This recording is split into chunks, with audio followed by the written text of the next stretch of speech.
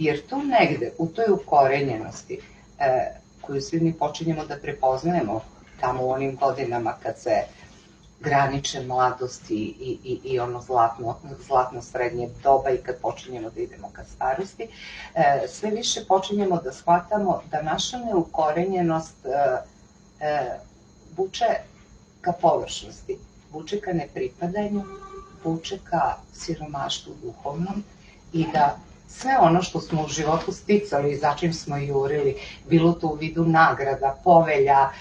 prekovremenih radnih sati, priznanja, ne znam, ovih onih, jednostavno gubi vrednost. Tamo negde, u tim godinama, na tim nekim mestima,